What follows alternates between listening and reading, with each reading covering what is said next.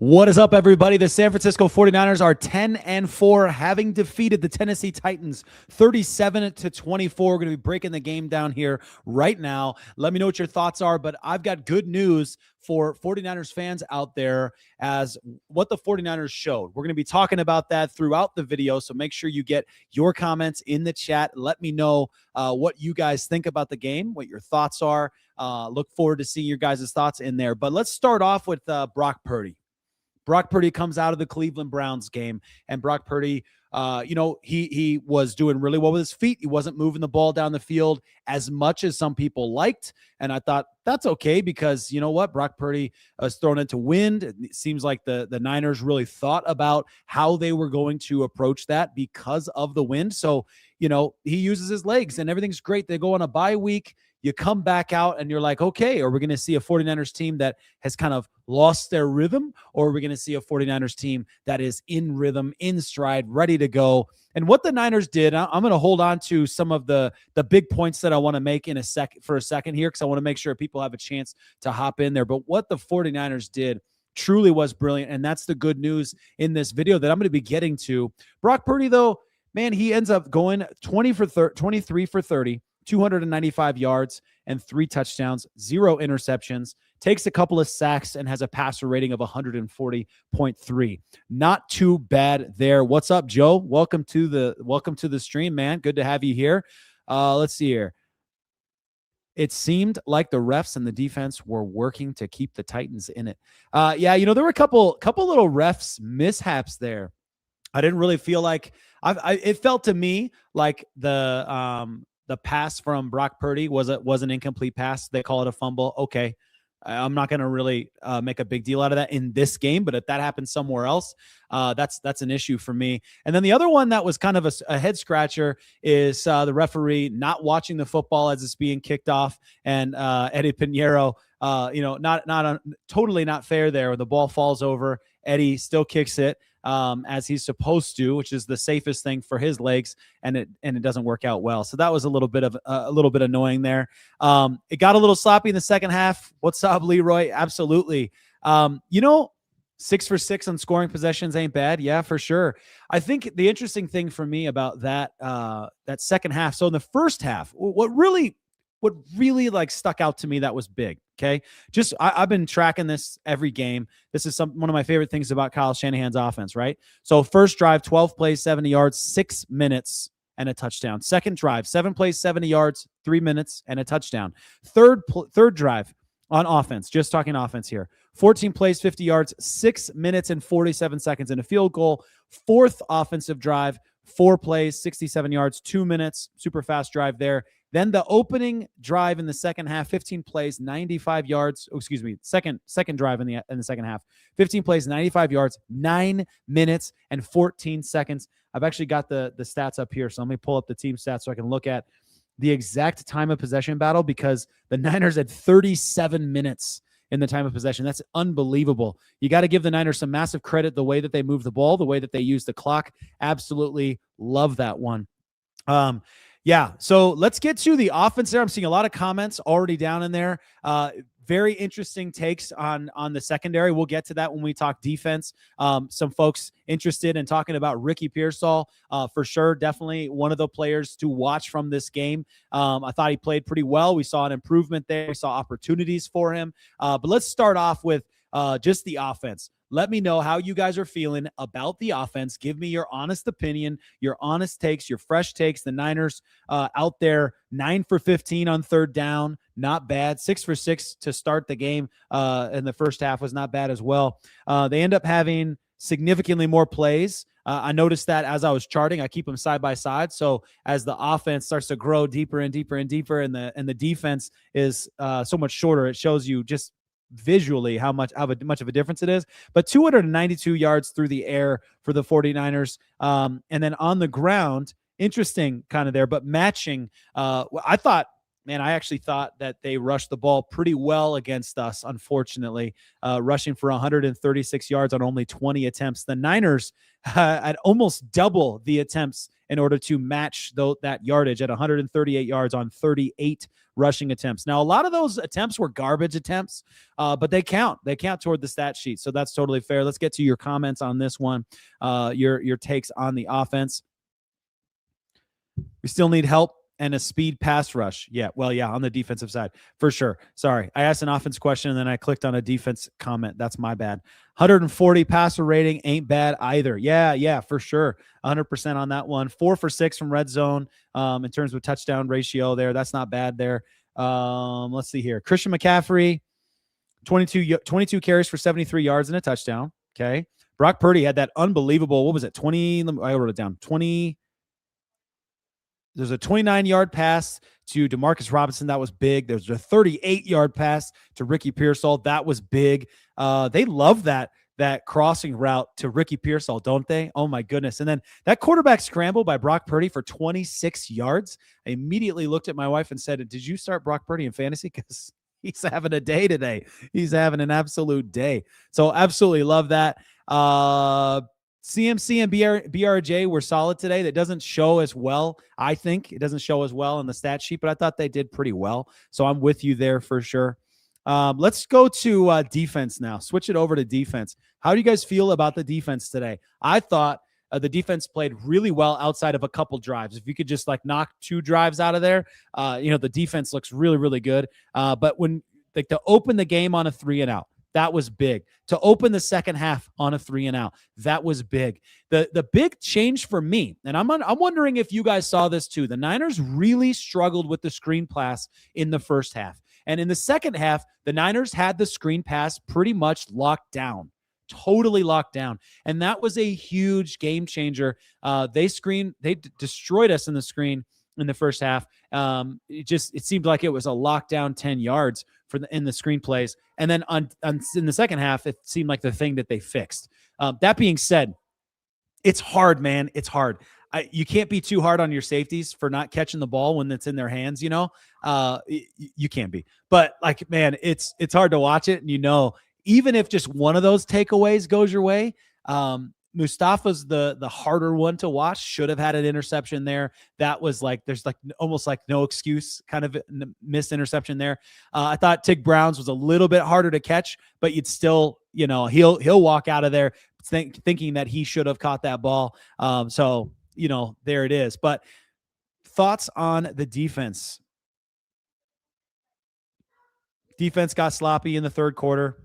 It was toward the end of the third quarter, I feel like, and into the fourth, that there was some sloppiness there. We also got sloppy on offense, by the way. We had a drive in there. I don't remember which offensive drive it was. I think it was, I have it in my notes here. Yeah, drive 7. So the second to last offensive drive. We had like several penalties on that. We had a delay of game penalty. We had a false start penalty. We got new life thanks to a personal foul on the kickoff, or on the field goal, excuse me. And then we have a hold on Pooney. Like, it was just a nasty drive. We haven't felt that way for a long time. The Niners have been really good against penalties for the majority of this season, which feels really good. In terms of wide receivers, some good questions out here around wide receivers. I don't understand why Kyle doesn't play Jordan Watkins. He can stretch the field and it's hard to cover. He's injured. What's the problem? I think Jordan Watkins is very similar, especially because the Niners like to run 21 personnel a lot. The Jordan Watkins is a very similar wide receiver to Ricky Pearsall in terms of, I think, what they hope they can get out of him. So I think that's interesting. I mean, in the long term, I think Cowing has some similarities as well. Both of those guys, you'd love to see him out there for sure, especially in a game like this where, I mean, it wasn't, completely dead and buried, but once you go to a 3-score game, you'd love to see those guys. Unfortunately, Cowing's still injured, and Watkins was inactive for the game, so he was not in the active 48 or whatever, so he wasn't able to play. So that wasn't an option. I hear you for sure.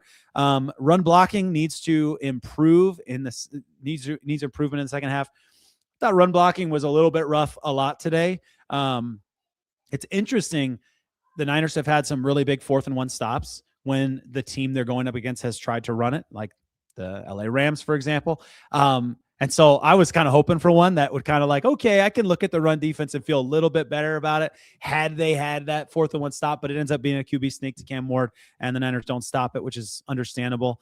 In terms of other wide receivers out there, I see KB being thrown out there. Kendrick Bourne had, I think one of them was a dropped pass, but it was, my question was like, I wrote in my notes, like, why are we throwing a deep ball to Kendrick Bourne, a guy who's not in rhythm with your quarterback, in triple coverage? That just seems like a dangerous move. But he did have a big play later on as well. So, for sure, he's definitely one of those guys there.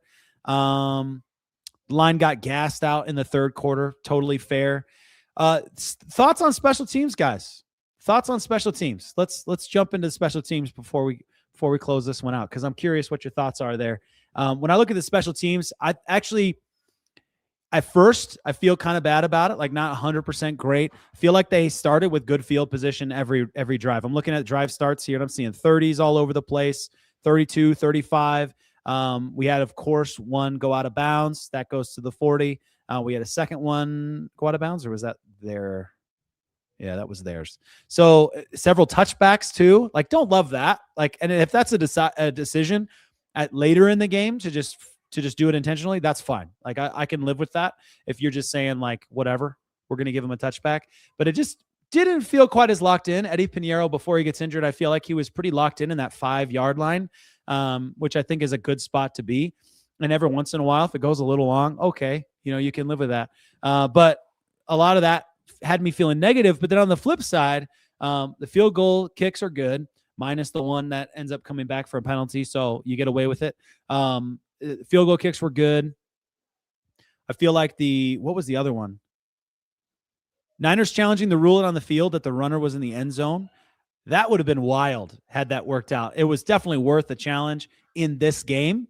But this is the second game in a row now where the Niners kind of use a timeout or two in kind of what feels like 2024 Kyle Shanahan. We're like, I don't like you using those second half timeouts, man, but you get away with it in this game. It's kind of not a big deal. Doesn't really end up being a factor. So it's good to have Eddie Money back, though. I felt good about that. Your guys' thoughts on that one? Let me know. Sky Moore. Yeah, they tried to keep Sky Moore out of there, by the way. They tried to keep Sky Moore out of there in the kickoff, right? Always trying to kick to Byron Robinson Jr., who's been pretty good. So there you go. That's cool. We need to find that X receiver. Pearsall isn't durable for long year duty. He's not just not durable for long year duty. I mean, I half agree with you in terms of we've seen him be durable for a long stretch, post getting shot and coming back out, and then he goes for pretty much the entire season last year. But he's been injured so many times that you can't call him a durable player. So I'm going to agree with you on that for sure. And in terms of the need for an X receiver, it's not that Ricky Pearsall, in my opinion, like I want to know yours. Let me know, Leroy. But for me, it's not that a guy can't get out there and make catches like an X receiver. For me, it's like I don't want my X receiver to be like the slick routes guy. I want my X receiver to be that big body, like Brandon Ayuk size. Like that's why I'm disappointed about losing BA. I know, like at the end of the day, it's like we're not going to go on and on about BA in this video. We're not going to go on and on about BA every single day because it's done. It's a done deal. But that's the size of a guy you'd like, right? Maybe not quite a Megatron style guy, but a big player who's fast, who can block well, who's difficult in man coverage, can beat man coverage. So yeah, I mean, I really like Ricky Pearsall, but I am very concerned. Even in this game, he came up injured 3 times. He comes up limping off the field. And so that's a concern for sure. Sky Moore, if you mean not getting opportunities on offense, I don't know. You have to let me know if you mean special teams or offense. He didn't get a ton of opportunity on special teams, and that was smart by them to try and keep him out of the opportunity window because he has played so well in the last few games, especially. If you mean an offense, Sky Moore is so far down the depth chart on the wide receiver room. I mean, it's going to be hard for him to get opportunities. Yeah, I'm with you, Joe. I got you there. Should we go all in for Justin Jefferson? That's not out of left field completely, but it is out there for sure. In terms of like discussions for a post game, boy, it depends what all in looks like. I'm not even going to speculate on that until we know what that looks like. But my goodness, around the league, let's talk about around the league for just a second because this is really important. The Rams are like almost going to lose this game in the first half, and they pull it out. Okay.